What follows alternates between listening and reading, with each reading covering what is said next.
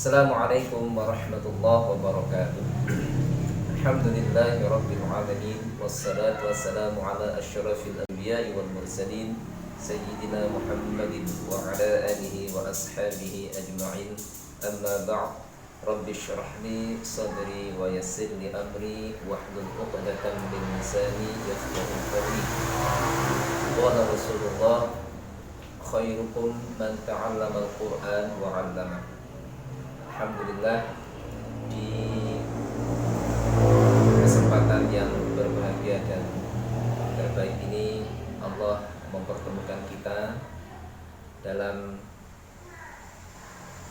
acara pembinaan guru Al-Quran yang menggunakan metode tilawati di cabang Tilawati Kabupaten Banyuwangi. Mudah-mudahan pembelajaran model seperti ini akan bermanfaat bagi guru-guru Al-Quran khususnya yang menggunakan metode tilawati di Kabupaten Banyuwangi.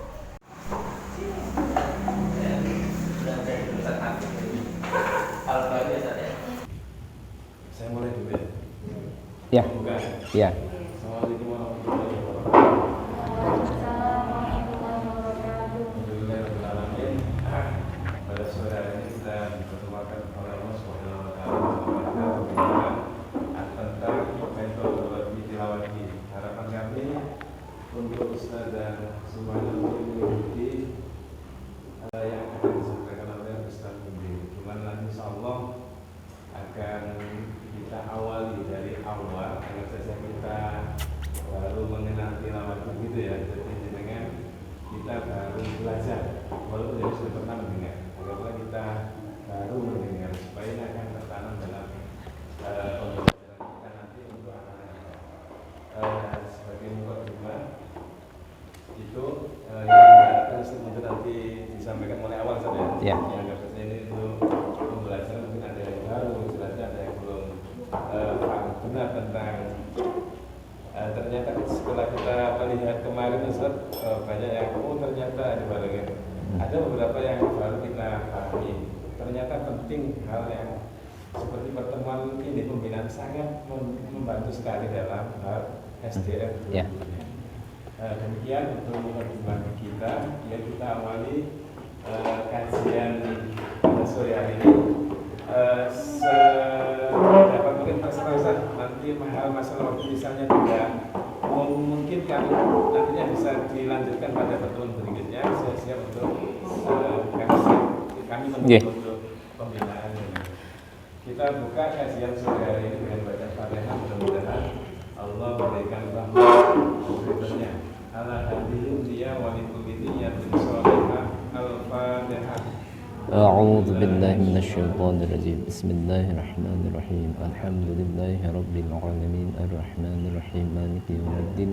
Iyyaka na'budu wa iyyaka nasta'in ihdinas siratal mustaqim siratal ladzina an'amta 'alaihim ghairil maghdubi 'alaihim waladdallin. Ya, untuk selanjutnya monggo untuk waktu dan tempat yang dipersilakan kepada Ustaz Mudir dipersilakan.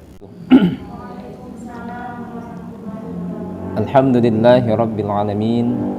Wassalatu wassalamu ala asyrafil anbiya'i wal mursalin Sayyidina Muhammadin wa ala alihi wa ashabihi ajma'in. Amma ba'd. Rabbi syrah li sadri wa yassir li amri wahlul 'uqdatam min lisani yafqahu qawli. Qala Rasulullah sallallahu alaihi wasallam, khairukum man ta'allamal Qur'an wa 'allama. Alhamdulillah, sore hari ini Allah mentakdirkan kita bertemu di majelis yang sangat mulia ini dalam rangka menyiapkan generasi Al-Quran masa depan. Jujur saja, menjadi guru Al-Quran itu bukan suatu profesi. Banyak orang beranggapan guru Al-Quran bukan profesi. Tapi bagi saya harus saya lawan ini.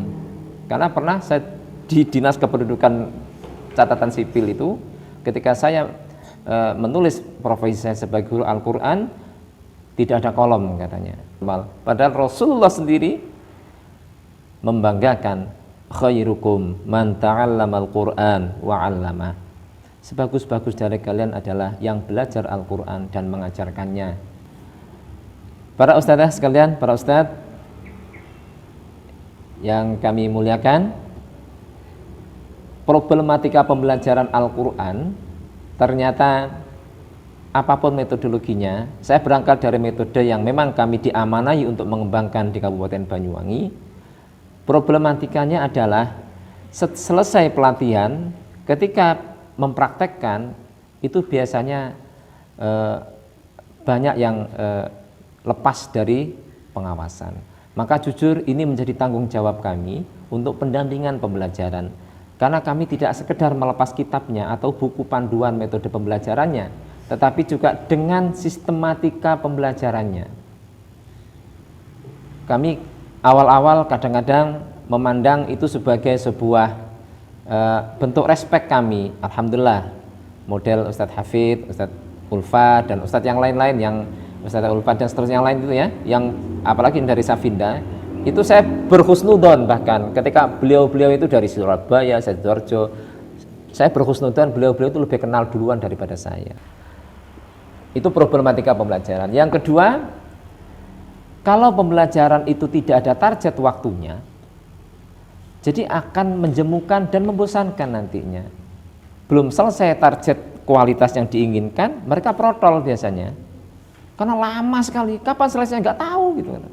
Bahkan suatu lembaga ketika saya beri challenge begitu, saya beri tantangan, kalau saya nitip anak saya di sini, berapa tahun selesai? Usia TK, SD, MI gitu. Lembaganya nggak berani jawab. Wah, ini berarti mereka nggak punya kerangka berpikir, kurikulumnya nggak jelas berarti. Maka pembelajaran Al-Quran ini harus punya kerangka, tujuan kemana itu harus tahu. Berapa tahun? Sementara PAUD itu 2 semester selesai, TK 4 semester selesai, SDMI 6 tahun 12 semester selesai, SMP 6 semester selesai, SMA bahkan ada yang 4 semester selesai. Ada kelas percepatan itu, ada yang SMA hanya 2 tahun sekarang, model SKS itu. Maka Al-Quran ini pun kalau diajarkan berjenjang sesuai dengan tahapan-tahapannya, insya Allah pasti akan ada runutannya begitu. Target kualitas yang diharapkan tercapai, target waktunya tercapai. Kemudian setelah itu output dari pembelajaran Al-Quran itu nanti akan menjadi input madrasah diniyah berikutnya. Andai dari PAUD sudah diajarkan 40 kali pertemuan sudah selesai, kemudian TK, bahkan TK itu mohon maaf, ada suatu lembaga, saya nggak sebut namanya, itu sudah ada yang Al-Quran dan Gharibul Quran TK, karena memang SDM-nya siap dan siap. Beliau-beliau juga mungkin juga mau belajar dan pengalaman juga, jadi sudah menggunakan metode terdahulu, jadinya mereka lebih pengalaman. Kemudian kalau TK anggaplah jilid 4 saja, harusnya SD kelas 1 kelas 2 itu sudah selesai sampai Al-Quran 30 juz mereka baca, bukan loncat mulai dari juz 1 sampai juz 30, kemudian dikhatamkan, kemudian diuji oleh cabang nanti ketika yang mereka dikatakan lulus Al-Quran dengan bina usolahnya, dengan bacaan surat-surat pendeknya, dengan ayat-ayat pilihannya yang berkaitan dengan akhlakul karimah, bagaimana adab kepada orang tua, bagaimana adab kepada teman dan seterusnya, kepada yang lebih tua dan seterusnya, bagaimana ceritanya Luqmanul Hakim kepada mendidik anaknya dan seterusnya. Nanti itu target-targetnya yang akan dicapai. Nah, hal-hal begini ini tidak akan pernah tercapai kalau pembelajaran itu tidak punya kerangka belajarnya, nggak ada tujuannya, dibawa kemana, berapa tahun selesainya nggak jelas, 1 jilid berapa pertemuan nggak jelas, seperti itu. Maka pembelajaran Al-Quran metode tilawati ini mengajak untuk supaya anak-anak itu lebih dini Al-Qur'annya, lebih dikenal lebih dini. Tidak sampai kelas 6 belum selesai baca Al-Qur'annya. Ya terus gimana dia akan belajar fikih tentang dirinya, alamatul bulugh wa haramul mahidu, bagaimana terus? Surutut tayamumi, enggak nyampe nanti. Kadang-kadang kita ini terlalu kadung, terlalu banyak muatannya. Jadi anak kecil yang mestinya tidak ada bab soal menyoal, anak PAUD, anak TK itu kita banyak bebani seperti itu. Padahal mereka itu jujur aja, mereka itu targetnya terbiasa. Mudah-mudahan mukadimah ini bisa menyamakan persepsi kita tentang pembelajaran Al-Quran. Ini masih dasar, nanti lanjutannya mungkin ada madin tingkat madrasah ibtidaiyah atau MI atau SD. Anak kelas 2 sudah khatam, sudah diwisuda. Jangan nanti ya Allah kalau melihat seperti itu akan merinding rasanya. Melihat mereka bacaan sudah fasih sekali. Tajwidnya, iramanya. Insya Allah mudah-mudahan kita bisa melihat anak-anak didik kita, santri-santri kita, santriwan-santriwati kita sampai proses itu selesai. Tidak putus di tengah jalan. Karena mohon maaf, sekarang ini ketika lulus dari TPG atau TPA itu dianggap selesai. Padahal itu masih tahap awal. Harusnya ada madin tingkat SDMI. Lulus kelas 6. Kalau dia tidak mondok keluar dari kampungnya, dari Kabupaten Banyuwangi, andai kan nggak keluar dari sini, masih tetap di desanya ini, kelurahannya sini, kita sediakan ke depan itu nanti ada madin tingkat MTS atau SMP. Karena problematika mereka itu nggak sama dengan problematika anak SD TK. Kemudian kita sediakan kalau dia nggak keluar lagi, tidak ke Salafiyah Sukorejo, tidak ke Tebuireng mungkin, tidak ke Sarang, tidak ke yang di Tuban sana itu Langitan. Kita sediakan nanti madrasah diniyah tingkat aliyah atau tingkat SMK SMA. Setelahnya nggak keluar juga dari Banyuwangi, harusnya ada madrasah diniyah setingkat ma'had itu, ma'had ali, tingkat perguruan tinggi.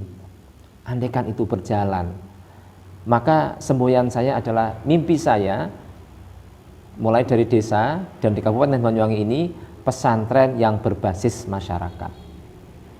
Kita teruskan. Kita masuk ke materi tilawati. Saya akan mempresentasikan kenapa tilawati. Jadi jawabannya kebetulan kok saya ini memang diamanai untuk menjadi kepala cabang tilawati area Banyuwangi. Banyuwangi itu mulai dari Wonosorejo sampai Kalibaru, Songgon, Sempu, Genteng sampai ke Muncar. Jadinya luas sekali wilayah Banyuwangi itu. Rasanya tangan saya ini nggak sampai menjangkau kalau tidak dengan ridho dan inayahnya Allah SWT. Jadi itu. Para ustadz dan ustadzah sekalian, kita masuk materinya. Saya akan mempresentasikan dari problematika tadi itu yang saya sampaikan, maka saya akan menyampaikan tilawati ini sebagai role model pembelajaran yang mudah dan menyenangkan, yang mengajarkan antara klasikal dan praga itu diajarkan seimbang. Kenapa klasikal praga? Kenapa baca simak? Praga klasikal itu diajarkan sebagai bentuk pembiasaan pertama. Yang kedua, klasikal praga ini diajarkan untuk juga barangkali santri yang di awal-awal kurang lancar, ketika diulang menjadi lancar. Maka antara praga dan buku ini satu kesatuan yang nggak terpisah. Tidak bisa dipisah sendiri-sendiri, nggak bisa. Yang ketiga, pembelajaran tilawati berangkatnya bersama, lulusnya anaknya bersama. Startnya bersama, finishnya bersama. Tidak seperti maraton. Kuat-kuatan, yang kuat paling kuat lebih duluan menang dia menjadi juara. Tapi di model pembelajaran tilawati berangkatnya bersama, nanti naik atau lulusnya nanti juga bersama. Jadi mudah dan menyenangkan. Kenapa mudah dan kenapa menyenangkan? Ini bisa di ini ya, Ustaz ya. Nanti